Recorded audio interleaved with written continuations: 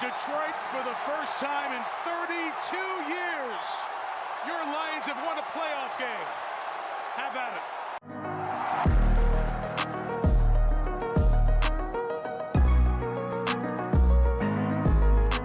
Hello, Lions fans, and welcome to a special postseason playoff edition episode 24 of Just Lying Around, Detroit Lions podcast presented by the World of Football.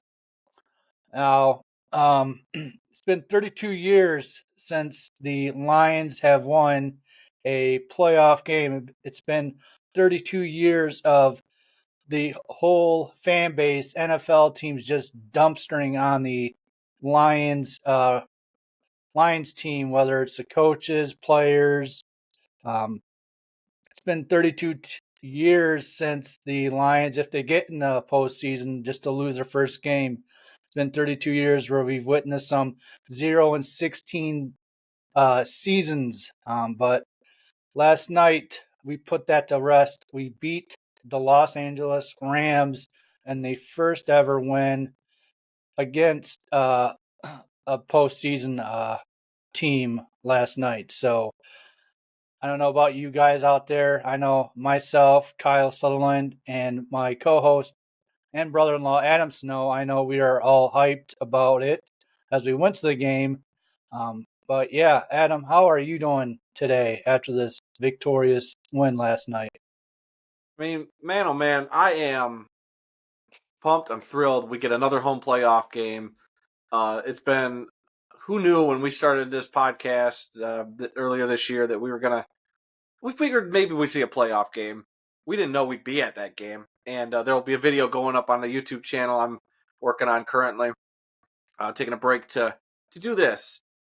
I'm excited. And this is uncharted territory for us Lions fans under 60. Yeah, it is. All right. On today's show, we're going to go over the Lions wild card win against the Los Angeles Rams, and then look ahead to their divisional game against either the Bucs or Eagles at Detroit Lions home Ford Field. Again, they're got another home game. So yeah. Thanks to the Green Bay Packers for beating the stupid Cowboys. But first, we want to thank you for checking out our podcast, whether that's on the YouTube channel or on your podcast platform of choice. You can find the World of Football and its many offerings on multiple social media platforms. Just check out in the description. Without further ado, let's get into this wild card win against the Rams. So last night we had the Lions squeak out a beautiful win against the Rams, 24-23. First half, I'd want to say it was pretty much the Lions taking a beating to the Rams. The Rams kind of holding the Lions in the second half with only 3 points for the Lions the third quarter and 0 in the fourth. But that doesn't matter because the Lions went out and became victorious at the end. So let's go through some stats here. Real quick. We got Lions Jared Goff orchestrating a beautiful game last night, 22-27 for 277 yards, 1 touchdown. The Sun God himself, Amon-Ra St. Brown, 7 receptions, 110 yards, going Super Saiyan with his beautiful blue hair.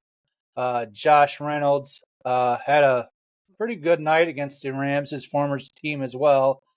5 receptions, 80 yards, and I know the running game wasn't spectacular last night, but I want to throw Jahmyr Gibbs in here.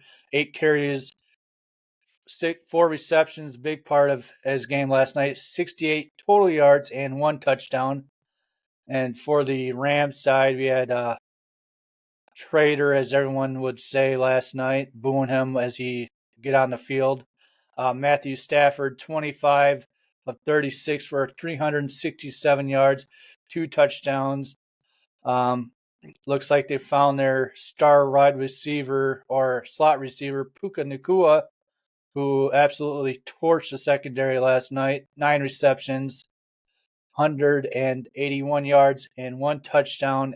And I also want to throw in their running back because it became a one-dimensional game for Stafford to having to throw a ball. Kyron Williams had 13 carries and only 61 yards total. So total yards, Lions 334 yards, Rams 425 yards total. Time of possession, Lions 29 minutes 55 seconds, Rams 30 minutes and 5 seconds. So there's your stats. As you can tell, I'm going to jump into this. We definitely did the bend, don't break mentality on the defensive side. Stafford, a lot of yards through the air, but only 2 of 7 in the red zone for the Rams, which pretty big for Lions, which forced the Rams to having to kick the extra point instead of getting in the zone. They also only allowed 68 rushing yards, which, like I mentioned, made it one-dimensional, having to throw it through the air. But yeah, my only major concern on this defense, and I hope they address this in the offseason, is the cornerback struggling against top receivers. Puka Nacua was unstoppable last night when he got the ball. So, yeah, that's something they need to address. And I think everyone knows that, including Brad Holmes himself. Yeah. Oh, he knows. He's aware. I mean, he's soaking in this victory like the rest of us, but he knows there's issues that have to be fixed in the offseason. But for the time being, it's been working. I know what is it? It was a record that Nakua set, right? That Yes. yardage mark. It's a rookie record Yep. in a playoff game. A lot of rookie records this weekend. Rookies showing up big though in this game for Detroit. Gibbs getting another touchdown. Laporta getting a touchdown. How about Laporta coming back after that gruesome injury last week? We didn't even know if he'd play this week, and here he is catching a touchdown pass. He's blocking. He's catching little swing passes just to get a couple yards. So the dude was in it to win it. This team was in it to win it, and they gritted out a win. It's appropriate that the slogan this offseason or for the postseason, I want to correct myself, is all grit. This team has been all grit all season. They've gone through so much. This defense is by no means perfect, but they showed you that when it comes down to it, this is a team that you can rely on to pull it out when they need to. A team that could stick with some of these heavy hitters in the NFL, hot teams like the Rams, put a stop to them. Sure, let's give some credit to Matthew Stafford. I know going into this week, it was all the, we love him, but we got to hate him week. And yeah, I booed him. You booed him. Everybody booed him. But you got to admit now, game's over. We got the win. Matthew Stafford played his tail off on that other end of the, he gave our defense a lot of fits. Any lesser quarterback, I think our defense probably would have been fine. But Matthew Stafford was just, he took a beating, literally took a beating. I don't know how he got back in the game after getting knocked in the head the way he did at one point. But the dude showed why we loved him for 12 years in Detroit. And it's fitting that we get our playoff win. Matthew Stafford in the building, and Matthew Stafford still played a great game. Matthew Stafford looked like a top 5 quarterback in the NFL. And that's all the praise I want to give the Rams. I mean, the Rams did a lot right. They got some calls go their way. We got some calls called our way. End of the day, though, the Lions gritted out a win. And in the postseason, that's all that matters, is the W. Yep. And I want to be, I just want to say, not say, but I feel very comfortable whoever they play next week against either Bucks or Eagles, their quarterbacks. I feel like the defense for the Lions is going to have a little better time getting to their quarterback because Matthew Stafford playing for so long, he knows what he needs to do to make sure he doesn't get tackled in the box. Just the crazy sidearm throws he was doing. I don't expect that from Baker Mayfield or even Jalen Hurts with his broken finger on his throwing arm. So, yeah, this is we'll get to the prospects later, right? yeah. Yeah. Well, I meant to say this is maybe the Detroit Lions' toughest match so far. So far. Yep. But let's jump up to our next topic. We went to the game last night. Ford Field was buzzing with excitement even an hour before kickoff. Goff running onto the field. Everyone was chanting Jared Goff, Jared Goff, Jared Goff. Matthew Stafford would go onto the field, throw some practice rounds. Stadium would just boo him. It was electric. And I want to also say the fans for the Detroit did their part. They were loud when the Rams offense was on the field, causing the Rams to use 2 timeouts early in the second half, sealing the late game for the Lions to win, making the Rams they can't use their timeouts because they used it early, so they couldn't call timeout in the late game to possibly get the ball back with 4 minutes. Lions had the ball last possession, so good job for the crowd there. Yeah, the crowd, I mean, unlike anything I've ever seen. We went to that Monday night game earlier in the year against the Raiders, and I thought that was the best crowd I had ever seen. Not knowing, here we are, jump a few months later, because that was like the night before Halloween. Here we are a week or two after New Year's, and we're at another game, and this was unlike anything I'd ever seen in Detroit. They pulled out the same light show, giving the fans the wristbands with the lights. The fans showed up early. They were booing the other team when they needed to. They were cheering for the Lions when they needed to. And it was electric. And I also want to throw out real quick, we talk about the fans. The Lions have a lot of good fans. We got some bad ones in that building too, as you sat next to during the game. I want to mention Yeah. a dude who 5 seconds after sitting down in his seat, accidentally, and I get it, it was an accident, but he was a little drunk sitting down, flung his chicken fingers and fries onto the Let me poor correct you. Rams fan sitting in front of him.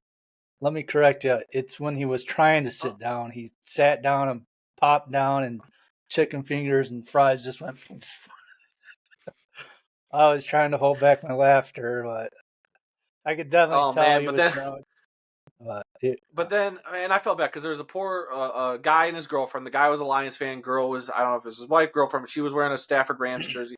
There's a couple other Rams fans with them in their party, and they didn't deserve any harassment. I felt like a couple of the fans sitting around us were kind of harassing them. I didn't like that. Like, let them enjoy their game or whatever.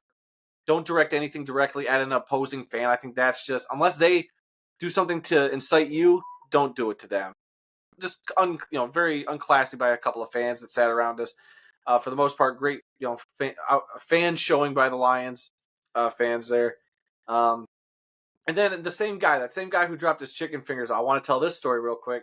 How he would turn to you, because there were 5 of us in our row. It went Dad, me, Liz, Aaron, then you. So the 5 of us had the end of the row. And the guy next to you was going to give you a high five. And I don't know if you were purposely ignoring him or if you were just looking the other way, clapping. And he was just gave himself a high five and went back to it. I caught it. Aaron caught it. I about died laughing because he did that like 3 times to you. And he just, okay. And it was great. It was glorious. You unintentionally, had some funny moments. And then I don't know, that guy, I felt bad for you. That guy kept like stepping in front of where you were sitting. Felt like he was really invading your personal space. So Yeah, it was you were a trooper. rough. I just want you to know you were a trooper. I should have just kicked him in the back.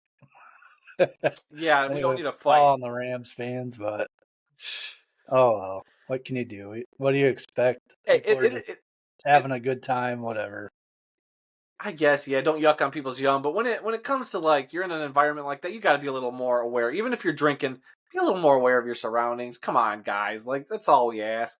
But back to this game, like you said, important that those fans got those 2 timeouts by the Rams.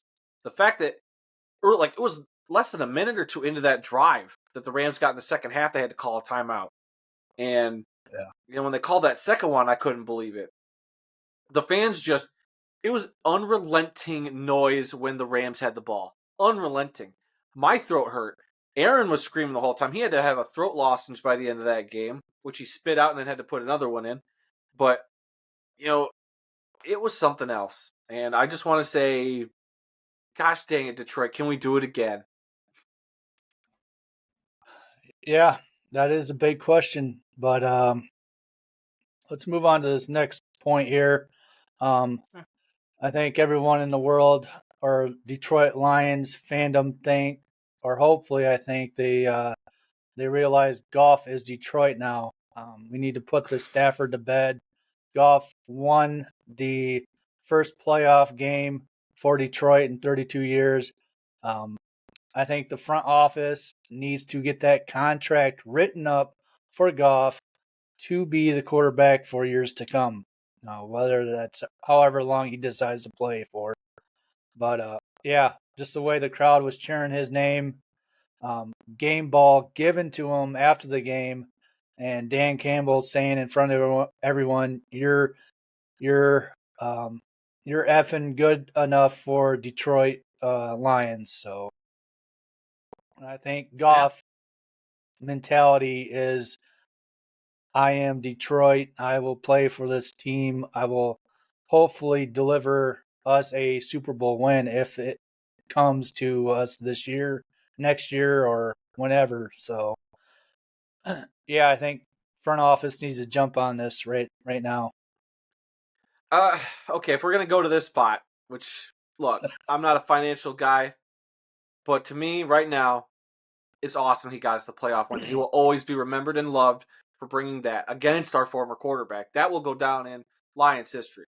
As far as his contract, he's got 1 year left. Am I right? He's got 1 year left on the deal? Yes. Next year is his So, last. look, he goes out, he wins a Super Bowl this year. By all means, do what you got to do. I'd do something early and sign him and get that figured out so that the money can be placed correctly going forward. And I'm sure Brad Holmes, who has been very smart with his contracts, with the money and all that, will do what he's got to do. We got a lot of younger guys that are going to be getting paid here in the next couple of years, so they're going to have to figure that out. Otherwise, the plan will have to be we have to move off of that Goff contract and go to a younger quarterback that has no big fat contract. But we'll see. It just depends on what the plan for Brad Holmes is. If Goff plays with the type of grit and efficiency that he did on Sunday last night, I have no problem with him getting the contract.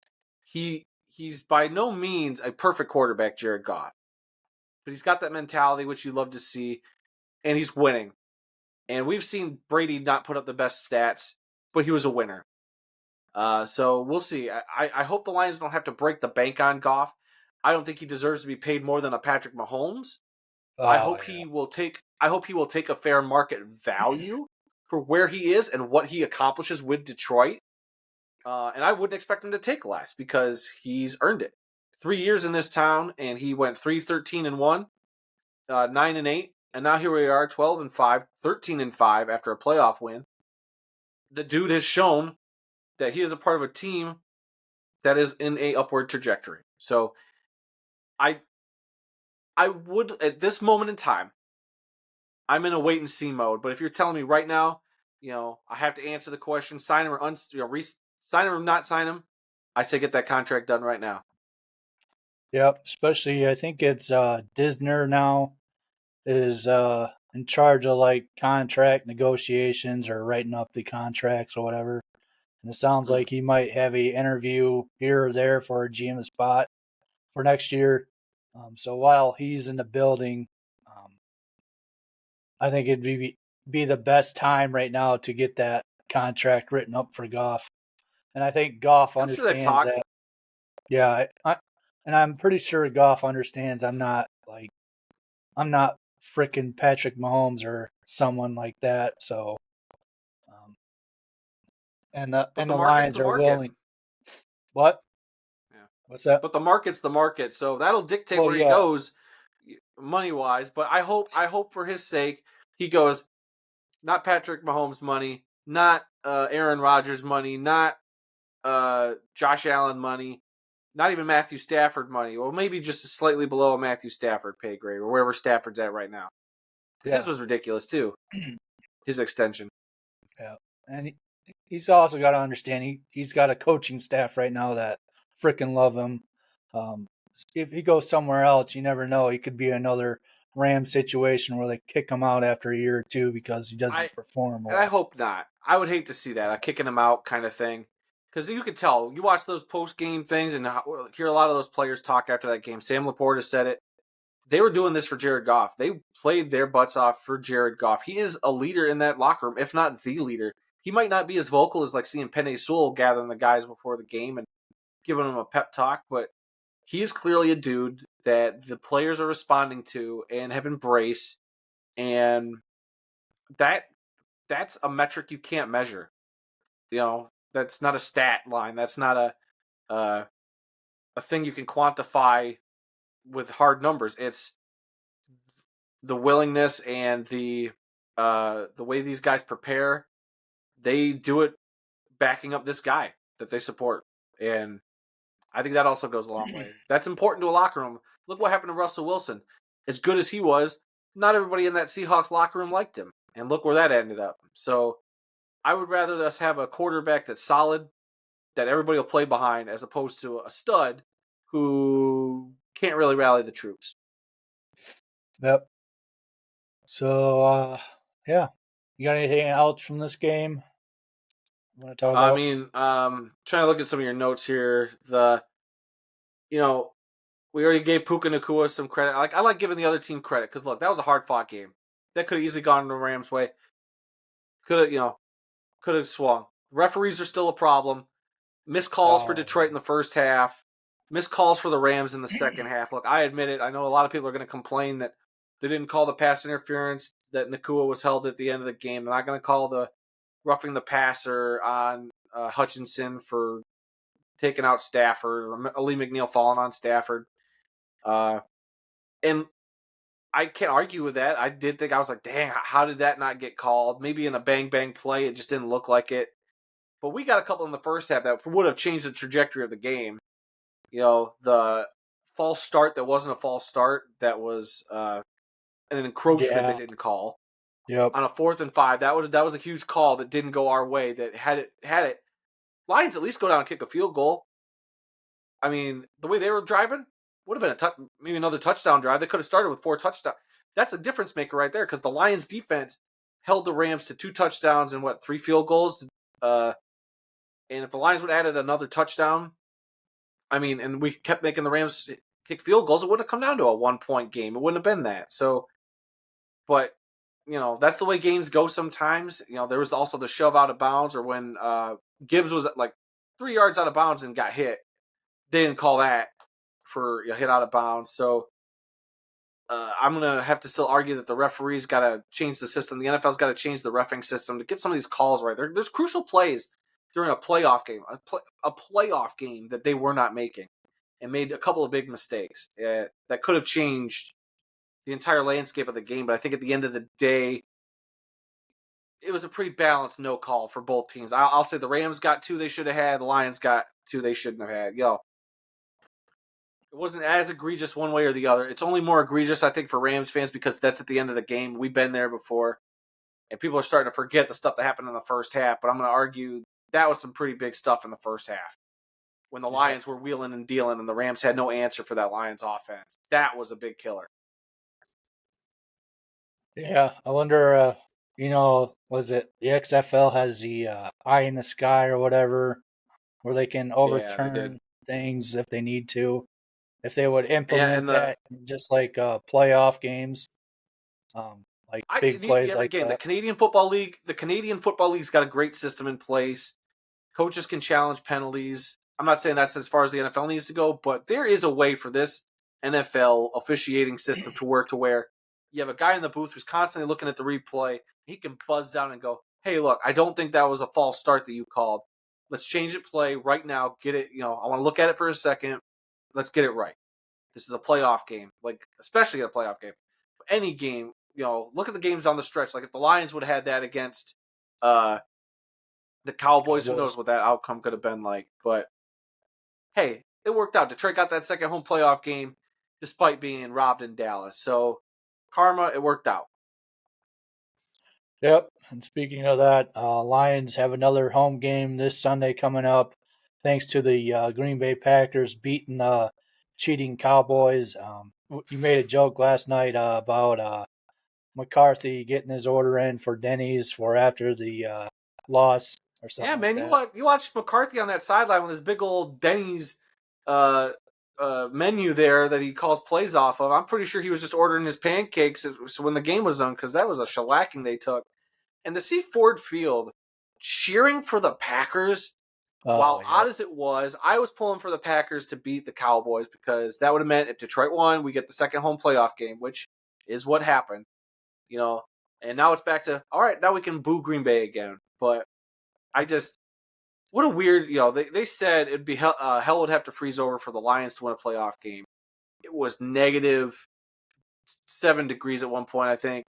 Last night, this morning in Detroit, we won that playoff game. The Cowboys got their butts handed to them, and now we got a second home playoff game for it. Like, it's awesome. Yep, it is. So let's talk about the upcoming game.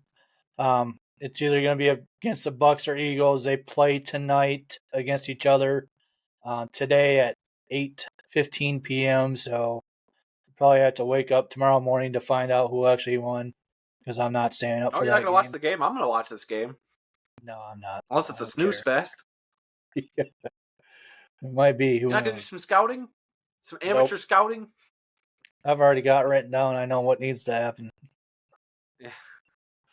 Okay, so a couple points for me. I think if they had to choose, I think they would have a better time beating the Bucks.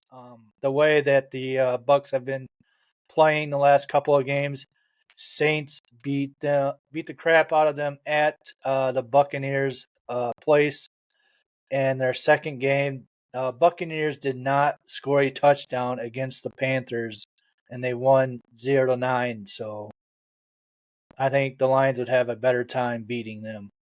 But if the Lions do have to play the Eagles, they have to um, beat Matt Patricia led defense. And I don't know why Nick Sirianni promoted him to call the defensive plays because since he's taken over that defense for the Eagles is just laughable. It's freaking terrible. And also you got Jalen Hurts broken middle finger on his throwing hand, and looks like AJ Brown is not playing tonight, so looks like he's a little banged up. So who knows if he's gonna be able, if they do win, play next week as well. Yeah, hard to say. I know. I think Tampa's gonna win this game. I like the Baker Mayfield story, and I do think the Eagles are overrated a little bit. The way to end that season, that was rough. You're 10-1. You finish the year 5-6. Losing 5 of 6 games. But there's a part of me that does want the Eagles to come to Detroit to just add another revenge game, to add a little more fuel to those Lions in that locker room because Matt Patricia coming in, the guy who almost single-handedly burned down our franchise for the last 3 years before Dan Campbell got there. Essentially kicked out a couple of star players. We lost Slay getting traded, who ironically also on the Eagles. We lost the guy who went to the Seahawks. Not Quinn. What's his last name? You know who Is I'm he talking still about? playing right now? Yeah. Yeah. Oh my God, why am I blanking on his name? He was great with Detroit, and they traded him to the Seahawks. Is he still playing or? Yeah, he's still playing. Quandre Diggs. That's who it Yep. is. So Patricia burned a lot of bridges, really set this franchise back. So when new management got in there, it was a ground up rebuild. He pretty much drove Stafford almost out of town. We practically did because by the time Campbell came around, Stafford's asking for a trade, which I don't blame Stafford because the Lions were coming in to need to do a whole rebuild. So I get Stafford not wanting to be part of another rebuild. I will never fault him for that. But part of me wants that revenge game against Patricia. It'd be fun to see Diggs again. And they got DeAndre Swift, the guy who we got rid of to quote unquote upgrade to Montgomery and Gibbs, which I think it worked out for Detroit. I think it definitely worked out for Detroit. Oh, yeah. So I'll take either team. I'll never say that it's going to be an easy win, even if it's the Bucks. It's not an easy win coming. It's the playoffs. All these teams are going to give you their best effort. I do think Detroit will win, regardless of the opponent. But you never want to take a team lightly. We've learned that in the playoffs. Look at what's happened. The Cowboys took the Packers lightly. Look what happened to them. The Browns took the Texans lightly. Look what happened to them. So do not take an opponent lightly. But I still think Detroit knows that.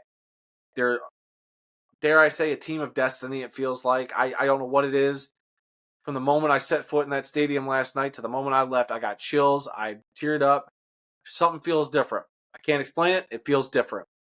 It feels special. Yep. And I think if the Eagles do play the Lions next week and the Lions win, I hope Dan Campbell takes Matt Patricia's stupid pencil and snaps it in half in front of him and tells him to get a pen, man. What are you writing with a pencil?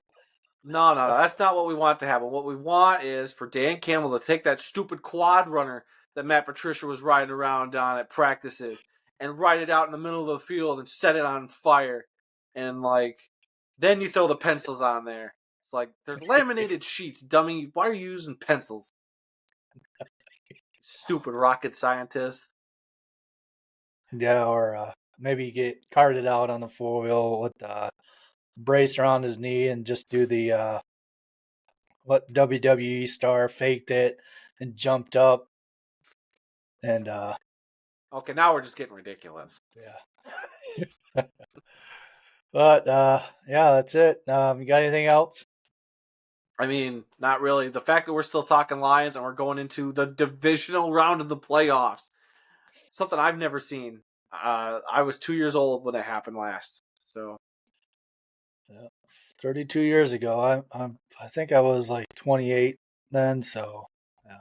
jeez, man. So right on. Lucky you. That must have been nice. God, old All right. man. Yeah. Can you tell Let's go me ahead. tales of the 1957 championship?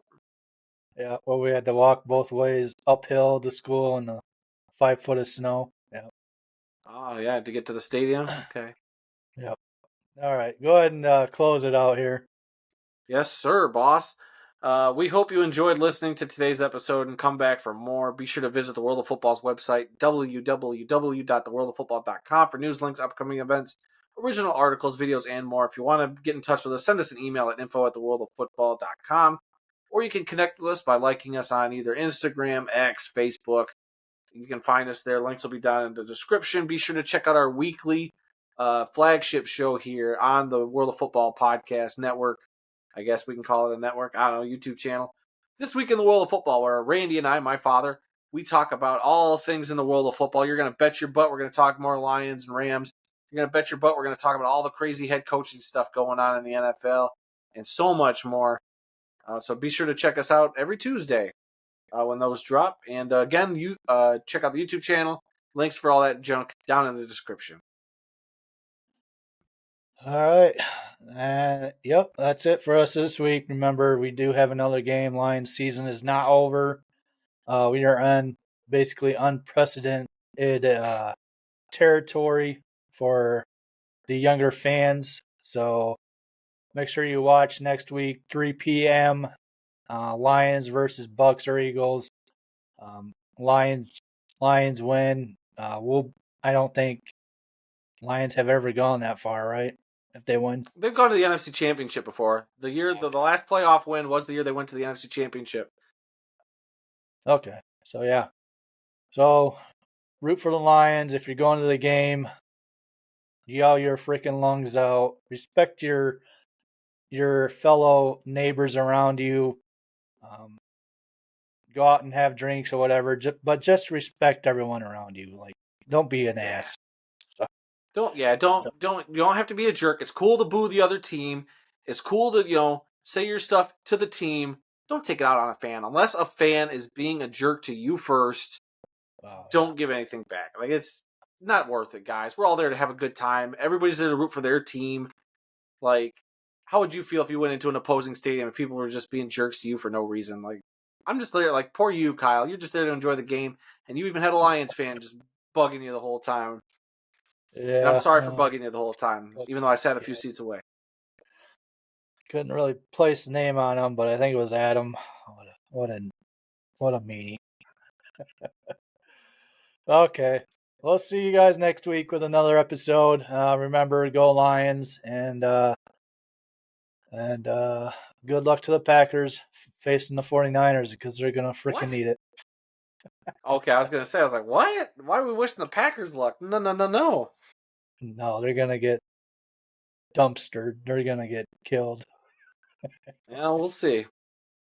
We'll let the chips fall. All comes full circle. All right. See you guys. Thanks for watching.